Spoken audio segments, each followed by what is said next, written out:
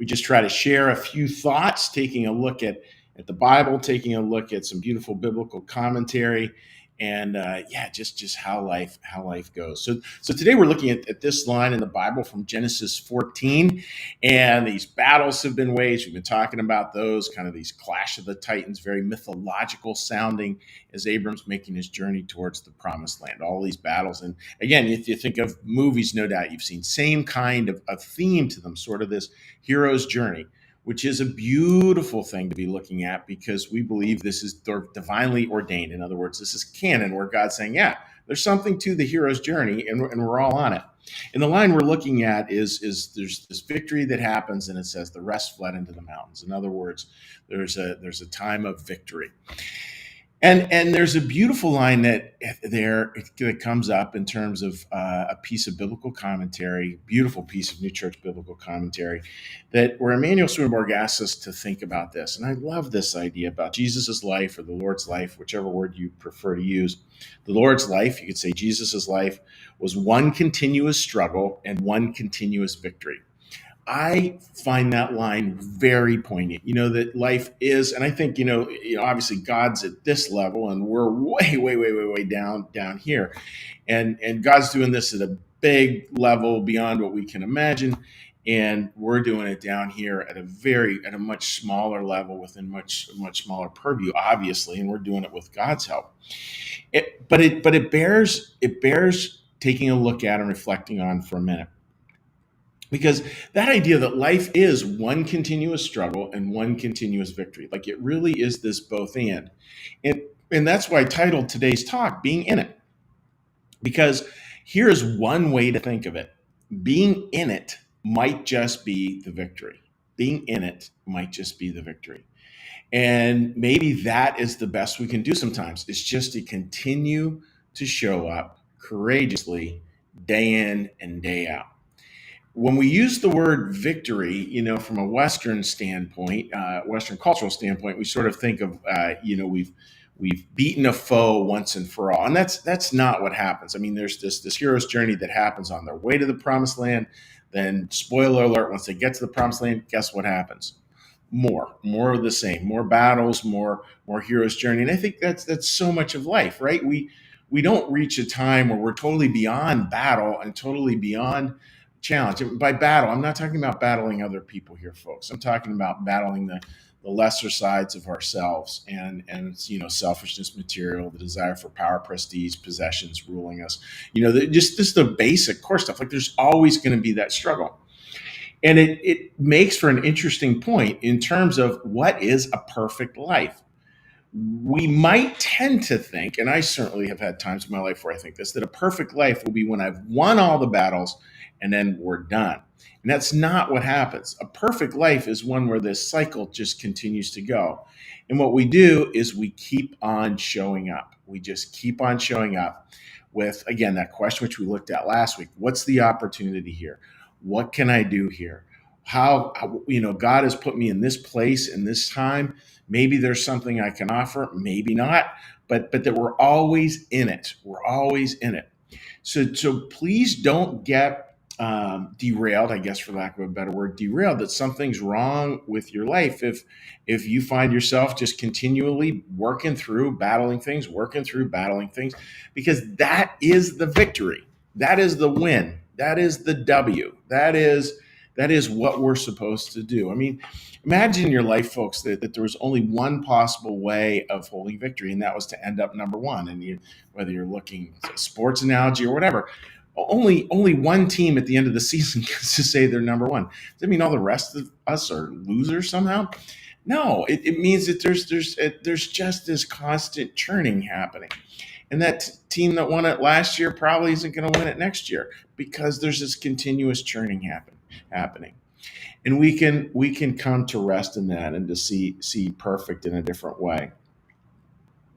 What that means, folks, is that is what forms us. I was listening to a beautiful podcast with Kate Ballard today, and she was talking about the challenges of life, and she was talking about how there's sort of this yippee skippy approach that, well, you know what, it's steel sharpens steel, and the the harder it gets, the better you'll be, and da da da. And that's, sometimes that's true, but sometimes, especially for those of you watching who've dealt with a cataclysmic loss, none of us would ever say going through that a cataclysmic loss somehow made us better. That's not true. What we do come to understand is that it does form us. And it's, again, this cycle. This cycle is continually forming us, continually forming us, continually forming us. And it's not that God puts the giants in our way so that we're constantly struggling. We're constantly struggling because that's life. It just is life. And it comes with freedom. It comes with the gift of breath. It comes with being human. And so does the victory. So does that constant refrain that we're circling back to love winning, that we're constantly circling back to a perfect life is not a problem-free life. A perfect life is a life of deep meaning. And those are very different approaches to your faith and very different approaches to your life as it stands in front of you today. So folks, like today, no doubt all of us will have a dust up somewhere in there. It may be big, it may be small, it may be huge. And just remember with that, like if you're in it, that's the W for today. Just the fact that you're in it, that you're in the arena, as Teddy Roosevelt would say. And that, in the end, is what matters.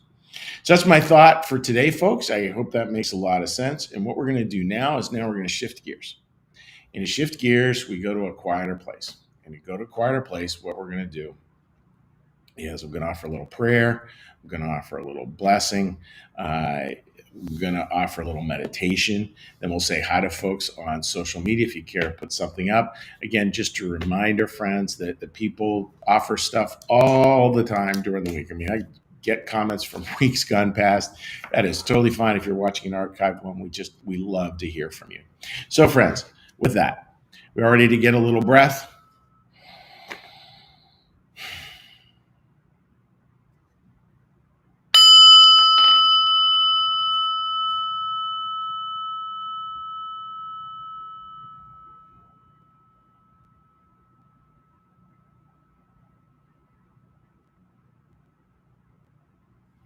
Be still and know that I am God. Be still and know that I am. Be still and know that I.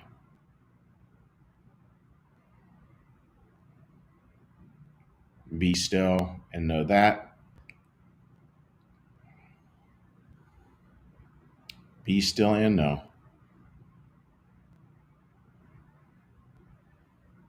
Be still and.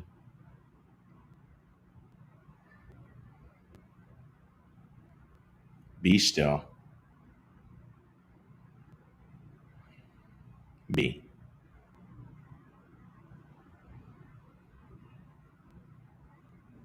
Our Father, who art in the heavens, hallowed be thy name. Thy kingdom come, thy will be done, as in heaven, so upon the earth. Give us this day our daily bread, and forgive us our debts, as we also forgive our debtors. And lead us not into temptation, but deliver us from evil. For thine is the kingdom, and the power, and the glory forever. Amen. May the Lord bless you and keep you. Then may the Lord make his face to shine upon you and be gracious unto you. May the Lord lift up his countenance upon you and bring you peace, and bring you home. Amen. All right, dear friends, let's say a little cheery hello to anyone who might have been able to join us on social media. Again, hopefully technology will be our friend today, and it looks like it was. It's good. All right. Linda, good morning to you, and you are welcome for the message. Tina, great to see you joining us as well. And let's flip over, see any other pages we might have. All right. Actually, technology worked today. That is really good. All right, a couple more comments here. Marcus, good morning to you. Hope you're doing well, and totally agree with you there. It's about the journey, not the destination. So true. So friends, great to have you joining me today. I'm wishing you all the very best, and we certainly are looking forward to seeing you tomorrow morning. Same bat time, same bat channel. Have a great week, my friends. Bye-bye.